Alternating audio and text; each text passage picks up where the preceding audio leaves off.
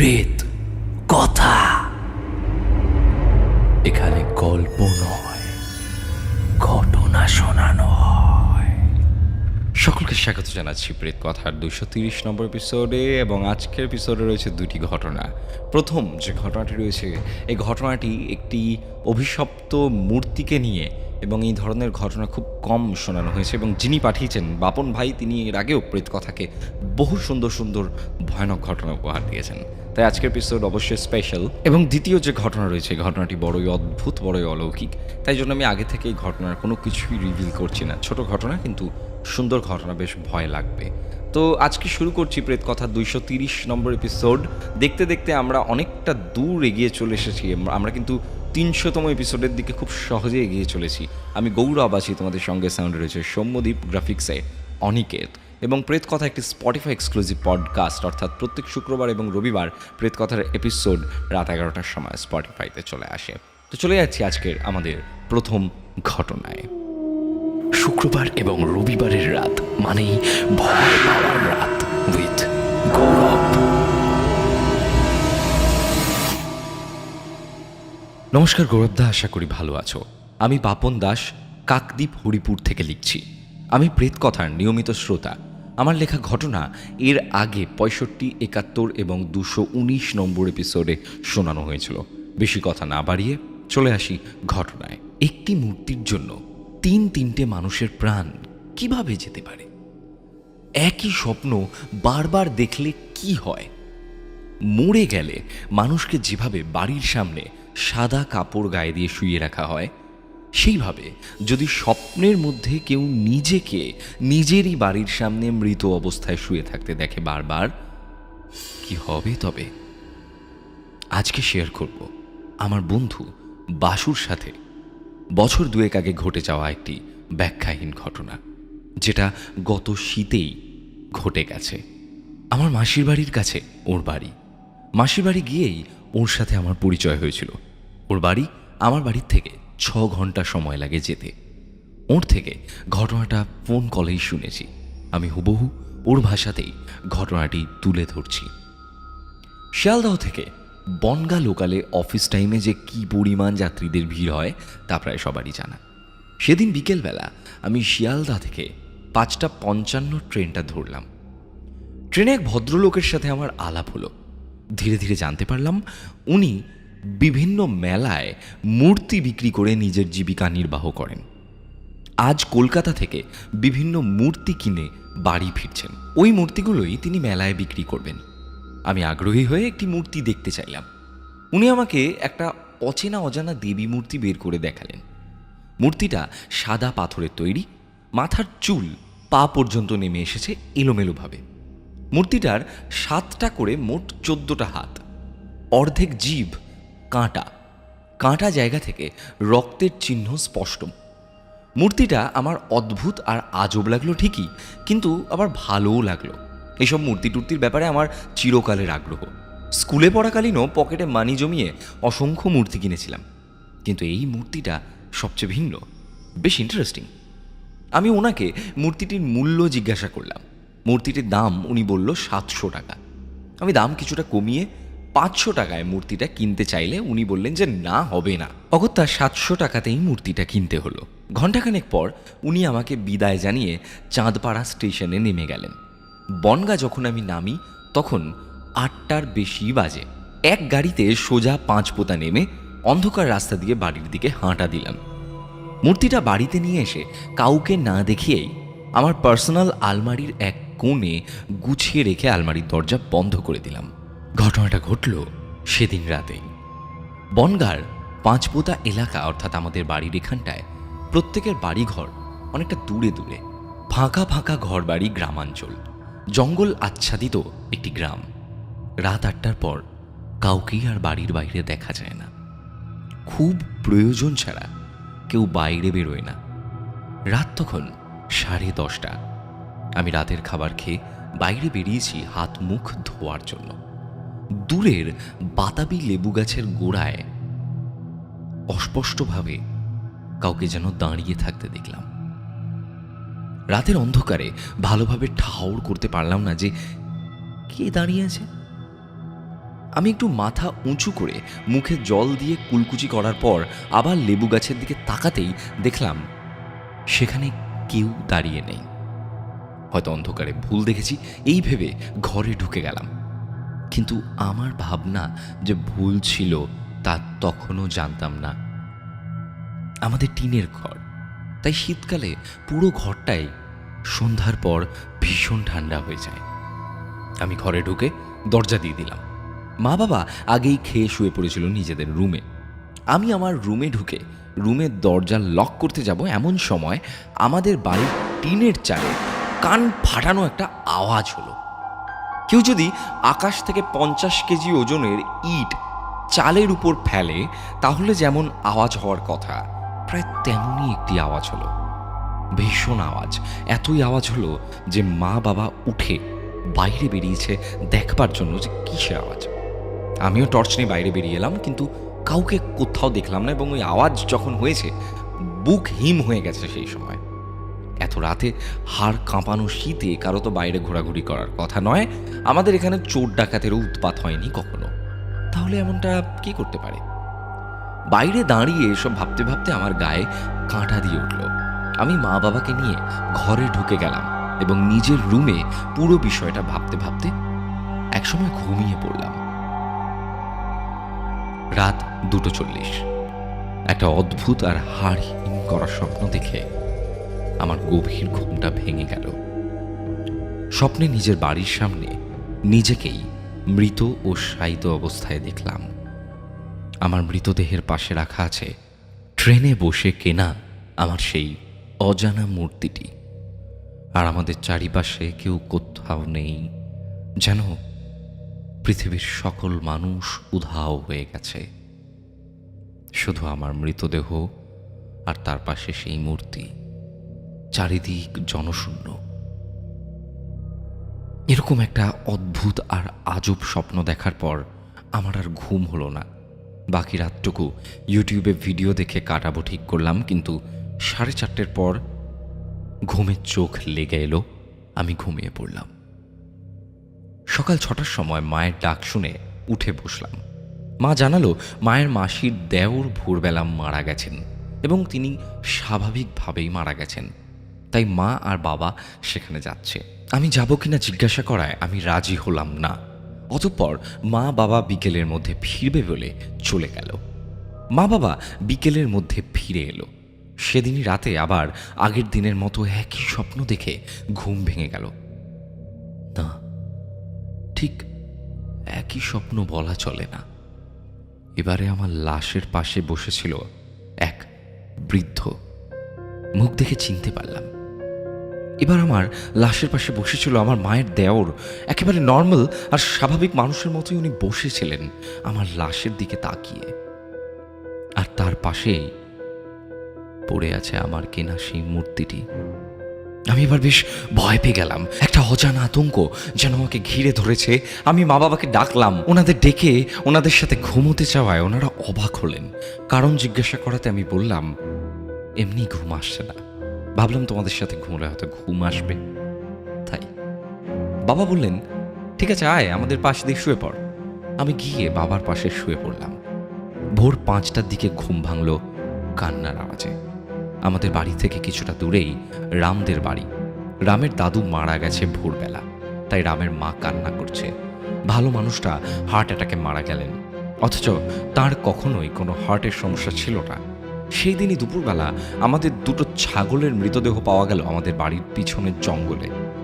কেউ বা কিছুতে যেন একটা আমাদের ছাগল দুটো শরীর থেকে রক্ত চুষে খেয়ে ছিবড়ে দুটো ফেলে রেখে গেছে। ওই ঘটনার পর আমি আর চুপ থাকতে পারলাম না। সেদিন রাতেই খাওয়ার টেবিলে মা বাবাকে ট্রেনে মূর্তি কেনা থেকে শুরু করে রাতের সব অদ্ভুত স্বপ্নের কথা সবিস্তরে জানালাম। বাবা মূর্তিটা দেখতে চাইলে আমি আলমারি খুলে মূর্তিটা বের করে মূর্তিটার দিকে তাকাতেই মূর্তিটার মধ্যে একটা জিনিস লক্ষ্য করলাম মূর্তিটার মধ্যে কিছু একটা পরিবর্তন এসেছে। মূর্তিটার কাঁটা জিভ পুরোপুরি ঠিক হয়ে গেছে। কিন্তু কিভাবে? আমি যখন কিনেছিলাম আমার স্পষ্ট মনে আছে মূর্তিটির জিভ কাটা ছিল আমি কিছুতেই বুঝতে পারছিলাম না। আমি মূর্তিটার কাঁটা জিভ ঠিক হয়ে যাওয়ার কথাটাও বাবাকে জানালাম। শুনে বাবা ঘাবড়ে গেল। রাত তখন 10:23। আমাদের এখানে 8টা মানেই মধ্যরাত, আর এখন তো 10:23। এত রাত্রিবেলা বাবা মূর্তিটাকে কিছুই করলো না, রাতে যদি কোনো বিপদ নেমে আসে আমাদের উপর সেটা ভেবেই। বাবা মূর্তিটাকে আলমারিতে রাখার নির্দেশ দিল, বলল যা করার সকালে করবে। আমাকে রাতে আর একা শুতে দিল না। আমি মা বাবার সাথেই ঘুমোলাম। মা বাবার সাথে ঘুমানো সত্ত্বেও আমি আবার সেই একই স্বপ্ন দেখলাম। রাত 3:20 আবার প্রায় সেই একই স্বপ্ন দেখে আমার ঘুম ভেঙে যায়। এবার আমার লাশের পাশে আমি রামের দাদুকেও দেখতে পেলাম, আর দেখলাম আমাদের সেই ছাগল দুটো যারা গত দুপুরেই মারা গেছে, সেই ছাগল দুটো আমার লাশের পাশে মৃত অবস্থায় শুয়ে আছে, আর তাদের মুখ দিয়ে কালো রক্ত গড়িয়ে পড়ছে। মা বাবার পাশে থাকলেও ওই রকম হাড় হিম করা ভয়ানক স্বপ্ন দেখার পর আমি একেবারে ভয় পেয়ে যাই। উঠে বসি, আমার পুরো শরীর ঘামে ভিজে গেছে। আমাকে উঠে বসতে দেখে মা বাবা জিজ্ঞাসা করলো কি হয়েছে। আমি তাদের পুরোটা বললাম। ওরা ব্যাকুল হয়ে পড়ল, আর ঘুম হলো না। ওরাও আমার সাথে বাকি রাতটুকু জাগলো। ভোর 5টার পর একটু ঘুমিয়ে পড়েছিলাম। সকাল 7টায় মায়ের বকবকানিতে ঘুম ভেঙে গেল। আমাদের আরও একটি ছাগল মরে পড়ে আছে ছাগল রাখার ঘরে। ঠিক সেই সময় বাবা বাজারে যাওয়ার জন্য ব্যাগ নিয়ে বেরিয়েছে। বাবা ঠিক করলো বাজার থেকে এসে আমাকে আর মূর্তিটাকে নিয়ে দরবেশ বাবার কাছে যাবে। দরবেশ বাবা কপিল দরবেশ নামে মানুষজন বেশি ওনাকে চেনে। আমাদের এখানে খুব নাম ডাক না, তন্ত্র সাধনায় ওনার জ্ঞান অসীম। বাবা বাজার থেকে সকাল 9টার সময় প্রায় ছুটতে ছুটতে এলো। এসে আমরা ঠিক আছি কিনা জিজ্ঞাসা করলো। ঠিক আছি আর ভালো আছি আমি বললাম। বাবার অস্থিরতার কারণ জানতে চাওয়ায় বাবা বলল বাবার ভাই মানে আমার কাকার শ্বশুর পুকুরে ডুবে মারা গেছেন কিছুক্ষণ আগে। ভদ্রলোক ভালো সাঁতারু ছিলেন, কিন্তু অত ভালো সাঁতারু হওয়া সত্ত্বেও কিভাবে পুকুরে ডুবে মরলেন আমার মাথায় কিছুতেই ঢুকলো না। মা এই খবর পাওয়া মাত্রই মূর্তিটা বাইরে আনতে বলল। আমি মূর্তিটা বাইরে আনলাম। লক্ষ্য করলাম দিনের আলোতে মূর্তিটাকে কিছুটা অসন্তুষ্ট ও ফ্যাকাশে দেখাচ্ছে। বাবা মূর্তিটাকে একটি ব্যাগে ভরে আমাকে নিয়ে গেলেন দরবেশ বাবার কাছে। দরবেশ বাবা আমাদের সব কথা শুনে ও মূর্তিটা দেখে শান্ত গলায় বললেন, এই মূর্তি দেখে আমিও চিনতে পারছি না, কিন্তু এই মূর্তি যে অতীব ভয়ানক আর ধ্বংসাত্মক তা বুঝতে পারছি। তারপর উনি বললেন আমাদের বাড়িতে একটা যজ্ঞ করতে হবে। বাবা আপত্তি জানালো না। বিকেলবেলা আমাদের বাড়িতে যজ্ঞ হলো। যজ্ঞ শেষে দরবেশ বাবা আমার হাতে একটি কবচ পরিয়ে দিলেন, আর আমাকে আগামী 7 দিন দুপুরে আর রাতে কোথাও বেরোতে বারণ করলেন, আর বললেন আগামী 7 দিন যেন আমি মা বাবার সাথেই ঘুমোই। তিনি যাওয়ার আগে বললেন কোনো সমস্যা হলে যেন ওনার কাছে যাই, আর মূর্তিটা উনি ওনার সঙ্গে নিয়ে চলে গেলেন। তারপর সেদিন রাতে আর ওই স্বপ্ন দেখিনি, আর কখনোই কোনো খারাপ স্বপ্ন দেখিনি। সব কিছু আবার স্বাভাবিক হয়ে গেল আগের মতো। কিন্তু আমার পরিচিত 3-3টে মানুষ পরপর মারা গেল কেন, এর উত্তর কিন্তু আজও পাইনি। মূর্তিটা কিসের মূর্তি সেটাও অজানাই রয়ে গেল। থাক, অজানাই থাক, সব কিছু জানতে নেই। কিছু কিছু জিনিস অজানা থাকাই ভালো। দাদা, এই ছিল আমার বন্ধু বাসুর সাথে ঘটে যাওয়া একটি ব্যাখ্যাহীন সত্যি ঘটনা। ঘটনাটি আমাকেও ভাবিয়েছে। আমিও বুঝে উঠতে পারিনি ওই মূর্তিটি কিসের মূর্তি, আর কেনই বা 3টে নির্দোষ মানুষ পরপর মারা গেলেন। এটি কি ওই মূর্তির জন্যই মারা গেছিলেন, নাকি এটি পুরোটা একটি মিরাকল, মানে একটা কোইন্সিডেন্স, আমি জানি না। ঘটনাটি যদি ভালো লাগে তাহলে প্রেত কথা শ্রোতা বন্ধুদের মধ্যে শেয়ার করো। তোমার প্রতি আর প্রেত কথা পরিবারের প্রতি অনেক ভালোবাসা আর শুভকামনা রইল। প্রেত কথা আরও অনেক অনেক মানুষের মাঝে ছড়িয়ে পড়ুক, এটাই চাই। ঘটনার সত্যতা যাচাই করতে চাইলে এই নম্বরে ফোন করতে পারো। শুক্রবার এবং রবিবারের রাত মানেই ভয় পাওয়ার রাত উইথ গৌরব।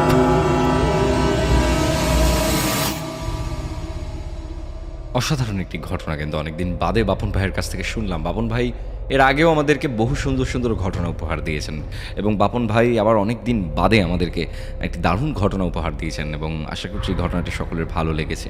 এমন বহু অকাল্ট জিনিসপত্র থাকে যে জিনিসপত্রগুলো আমাদের জীবনকে নরক বানিয়ে দিতে পারে একেবারেই। তো এই ঘটনাটি এরকমই একটি ঘটনা, আশা করি সকলের খুব ভালো লেগেছে। আমি যাব আজকের যে পরবর্তী ঘটনা আছে সেই ঘটনায়, কিন্তু তার আগে একবার মনে করিয়ে দিয়ে আমাদের ঘটনা পাঠানোর জন্য কি করতে হবে। আমাদের ঘটনা পাঠানোর জন্য মেল করতে হবে pretkotha@gmail.com অথবা প্রেতকথার ফেসবুক পেজ ইনবক্সে লিখে পাঠিয়ে দিতে হবে ঘটনা। সমস্ত লিঙ্ক দেওয়া রয়েছে ডিসক্রিপশন সেকশনে, সেখান থেকে আমাদেরকে খুঁজে পাওয়া খুব সহজ একটি কাজ। আমি এর পরবর্তী যে ঘটনায় যাব সেই ঘটনায় যাওয়ার আগে একবার বলে দিই, আগের দিনের এপিসোডে হয়তো একটি জায়গায় ভুল হয়েছিল, মাটির তলা থেকে পা সরে যাওয়া, এই একটি ভুল কথা বলে ফেলেছিলাম, তার জন্য আমি ক্ষমা প্রার্থী। ওটি অ্যাকচুয়ালি হতো পায়ের তলা থেকে মাটি সরে যাওয়া, এবং বহু মানুষ কমেন্ট করেছেন, আমি দেখেছি সেই কমেন্ট, এবং আজকের এপিসোডের শেষে থাকছে শাউট আউট পর্ব। চলে যাচ্ছে আজকের দ্বিতীয় ঘটনায়। শুক্রবার এবং রবিবারের রাত মানেই ভয় পাওয়ার রাত উইথ গৌরব। এই যে দ্বিতীয় ঘটনাটি আছে, এই ঘটনাটি আমি মানে খুব কনফিউজ ছিলাম যে আমি শোনাবো কি শোনাবো না, কিন্তু আমার এই ঘটনাটি একটু অন্যরকম লিখেছে, মানে ক্রিপি লিখেছে, তাই জন্য আমি এই দ্বিতীয় ঘটনাটি শোনাচ্ছি। আশা করছি সকলের কাছে এটি একটু ভিন্ন স্বাদের লাগবে। মানে আমি এমন বলবো না যে ঘটনাটিতে মারাত্মক রকমের ভয় রয়েছে, কারণ আমি বারবার বলি যে প্রচণ্ড ভয়ের ঘটনা যদি হয় তাহলে সেটা ঘটনা না, সেটা গল্প। কারণ প্রচণ্ড ভয়ের ঘটনা হতে পারে না। ভয় কি? ভয় আসলে কোনো কিছু তুমি দেখে নিলে এবং তারপর তোমার মধ্যে যে অনুভূতির জন্ম হলো, যেই অনুভূতিটা তোমাকে ড্রাইভ করলো, সেটা হলো ভয়। তো ভয় আসলে খুব চাপা হয়। হঠাৎ করে ভয় পেয়ে যাওয়া, হঠাৎ করে একটা অদ্ভুত মুখ দেখে নেওয়া, এগুলো জাম্প স্কেয়ার। কিন্তু আমার মনে হয় এগুলো গল্পে খুব ভালো লাগে যে আমি হঠাৎ করে একটা ভূত দেখে নিলাম। কিন্তু আসলেই তুমি বলো তো যে তুমি যদি কখনো কিছু দেখে নাও, তাহলে কি তুমি সঙ্গে সঙ্গে ভয় পাবে?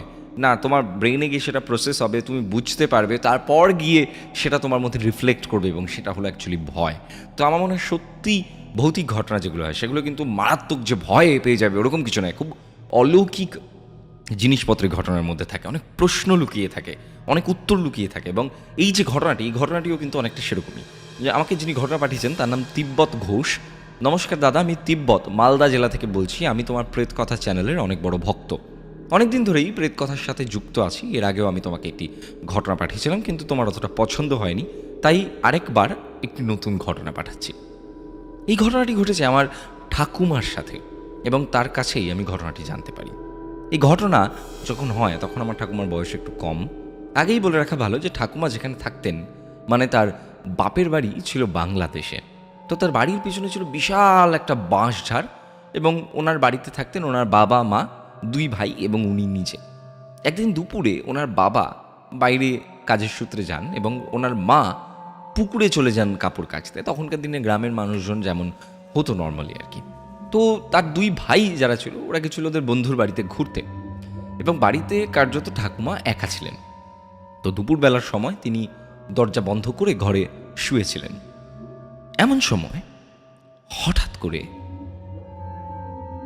ঘরের দরজা খুলে একজন ঘরে প্রবেশ করেন, এবং ঠাকুমা বিছানার মধ্যে ছিলেন, এবং তিনি দেখেন যে একজন ভদ্রলোক, লম্বা একজন ব্যক্তি, এবং তিনি অনেকটাই লম্বা। তিনি কোনো কিছু না বলে, কোনো কিছু না বুঝে তিনি ঘরের দরজা ধাপ করে খোলেন এবং ঘরের মধ্যে ঢুকে যান। এবং ঢুকে ঘরে যে ভাতের হাঁড়ি রাখা ছিল, সেই ভাতের হাঁড়ির ঢাকনাটা খোলেন, এবং খুলে দেখে বলেন ঠাকুমার দিকে তাকিয়ে, যা, কিছুই নাই, থাক, পরে আসুন। এই কথা বলে সে আবার ঘরের দরজা খুলে চলে যায়। এই ঘটনাটা এত তাড়াতাড়ি ঘটে যায় যে ঠাকুমা বিছানার উপর বসে সমস্ত ঘটনাটি দেখে, কিন্তু তার মুখ থেকে কোনো আওয়াজ বেরোয় না। মানে একজন ঝড়ের গতিতে আসলো, এসে থালা মানে হাঁড়ির মুখটা খুললো, খুলে বললো যে কিছুই নেই, তাহলে পরে আসবো, বলে আবার আটকে দিয়ে চলে গেলেন। তো ঠাকুমা কোনো উত্তর দেন না, এবং যখন বাড়িতে ঠাকুমার মা আসেন তখন দরজা খুলে তিনি দেখেন যে ঠাকুমা ভিতরে বসে কাঁদছেন, এবং তিনি ঠাকুমাকে কাঁদার কারণ জিজ্ঞাসা করলে ঠাকুমা কোনো উত্তর দেন না, তিনি আরও কাঁদতে থাকেন। বিকেল হলে ওনার বাবা এবং ভাইয়েরা বাড়ি ফেরে, তখনও কিন্তু ঠাকুমার কান্না থামেনি, তখনও উনি কাঁদছেন। তো রাত হলে ওনার কান্না থামে, কিন্তু তখন একটা অন্য কাণ্ড ঘটে।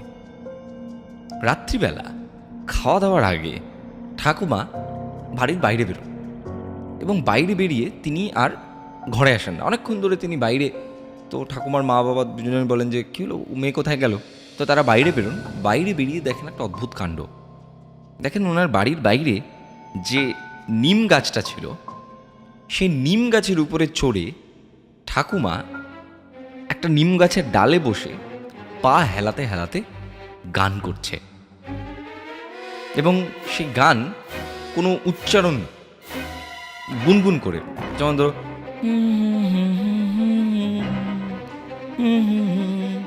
এরকম গুনগুন করে ঠাকুমা গান গাইছেন। এবং এই ঘটনা বাড়ির লোকদের খুব অবাক করে দেয়, বলে যে কি হলো, নাম নিচে। কোনো উত্তর আসে না, উপাস থেকে শুধুমাত্র গান গান গেয়ে যাচ্ছে। তো এই মতো অবস্থায় বাড়ির পাশে দেবেন্দ্র কাকু বাইরে এলে ঠাকুমাকে দেখেন এবং তার বাড়ির লোকের কাছে সমস্ত ঘটনা আর কি পুরো শোনেন। তারপর তিনি একটা ভাঙা পেয়ারার ডাল আনেন এবং ঠাকুমাকে নিচ থেকে বলে যে নেমে আয়। ঠাকুমা কোনো উত্তর দেন না এবং তিনি গান গাইতে থাকেন গুনগুন করে, এবং নিচ থেকে কাকু বাবা বলেন যে নেমে আয়, দেখছিস তো আমার হাতে কি আছে। তো ঠাকুমা তখন তার দিকে তাকিয়ে আস্তে আস্তে নিচে নেমে আসেন। নিচে নেমে আসতেই তিনি অজ্ঞান হয়ে মাটিতে পড়ে যান। দেবেন্দ্র কাকু ঠাকুমার বাবাকে বলেন যে ওকে বাড়িতে নিয়ে গিয়ে শুয়ে দে, কাল সকালে আমি আসছি। ঠাকুমাকে বাড়ি নিয়ে যাওয়া হয়। রাত পার হলে সকাল হলে দেবেন্দ্র কাকু এক ওঝাকে নিয়ে ঠাকুমার বাড়িতে যান।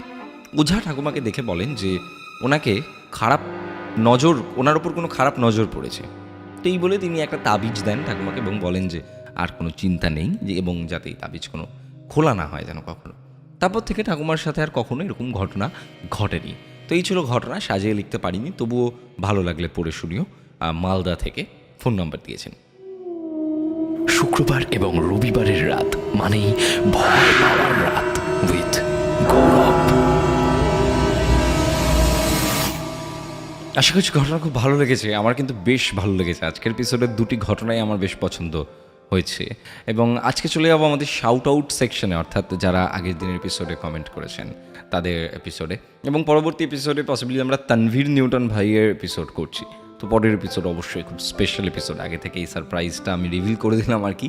তবে ঠিক আছে, যেমন বলছিলাম যে গত এপিসোডে কিন্তু একটা ভুল আমার তরফ থেকে হয়েছিল। সেই ভুলটি তো আমি মানে বলছি যে স্বীকার করলাম এর আগেই। হয়ে যায় অনেক সময়, পড়তে পড়তে অনেক সময় এপিসোড রেকর্ড করতে করতে ভুল হয়ে যায়। যেহেতু আমার কোনো স্ক্রিপ্ট ওরকমভাবে থাকে না, অনেকে অনেক রকমভাবে লিখে পাঠান এবং সেই লেখাটা আমি তাদের মতো করে পড়ে শোনাই বলে অনেক সময় হয় যে আমারও কিছু কিছু জিনিস চোখের আড়াল হয়ে যায়। তো যাই হোক, আমাদের মধ্যে কমেন্ট করেছিলেন মনোজিৎ হালদার, যার কমেন্ট আমি পিন করে রেখেছিলাম। উনি লিখেছেন কমেন্টসটা যেন হারিয়ে যায়।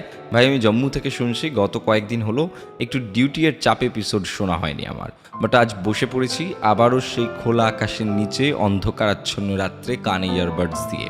ভাই তুমি সিআরপিএফ এক জওয়ানের ঘটনা শুনিয়েছিলে, ভাই আমি আর্মিতেই আছি। সত্যি বলছি ভাই, এইরকম সিচুয়েশনের সম্মুখীন আমাদের হয়েই থাকে। ন্যাচারালি আমরা যে সমস্ত জায়গায় পোস্টিংয়ে যাই সে সমস্ত জায়গা আমাদের অচেনা হয়ে থাকে, তাই আমাদের সাথে এরকম অলৌকিক ঘটনা ঘটে থাকে। টাইম পেলে নিশ্চয়ই তোমাকে শোনাবো, আজ আর লিখলাম না। অনেক শুভকামনা রইল তোমাকে ও প্রেত কথাকে। আমাদের মধ্যে সপ্তর্ষি ঘোষ রয়েছে, আমাদের মধ্যে রোহিত তান্তুবাই রয়েছে, সুষমা দাস রয়েছেন, আমাদের মধ্যে রয়েছেন প্রিয়া সাঁতরা। প্রথমবারের জন্য রাত্রিবেলা সাহস করে শুনলাম, জানি না ঘুম আসবে কিনা। হাড়হিম করা যা 3টে ঘটনা শোনালে, রীতিমতো গায়ে কাটা দিচ্ছে। ব্যাক টু ব্যাক 3টে ঘটনা মারাত্মক ভয়ের ছিল। আমাদের মধ্যে আরও অনেকে রয়েছেন, যেমন রুম্পা কোনাই। প্রেতকথা হলো এমন এক উপন্যাস যা সম্পাদনা করেন প্রেতকথা পরিবার এবং প্রকাশনা স্বয়ং গৌরবদা। আমাদের মধ্যে রয়েছেন বাবুসোনা রাজবংশী। আমার সঙ্গে ঘটে যাওয়া অনেক ঘটনা আছে, যদি বলো লিখে পাঠাতে পারি। বলার কি আছে, আমি তো বারবার প্রত্যেকটা এপিসোডে বলি লিখে পাঠাও, অবশ্যই লিখে পাঠাও। মানে আলাদা করে আর বলার কিছু নেই, লিখে পাঠাও। বিশেষ করে তোমার কণ্ঠে ঘটনা শুনতে আমার খুব ভালো লাগে। 227টি এপিসোড আমি 3বার করে শুনেছি।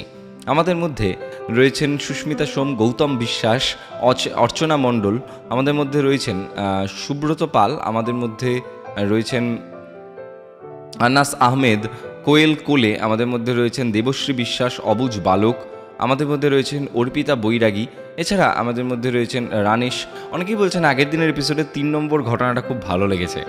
3 নম্বর ঘটনাটা একটা জাম্পস্কেয়ার ঘটনা ছিল। আপনারা যদি পছন্দ করেন, তোমরা যদি পছন্দ করো, তাহলে আরও জাম্পস্কেয়ার ঘটনা ডেফিনেটলি আমি আনবো।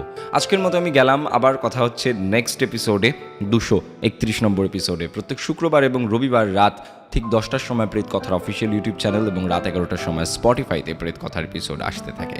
এখানে গল্প নয়, ঘটনা শোনানো হয়।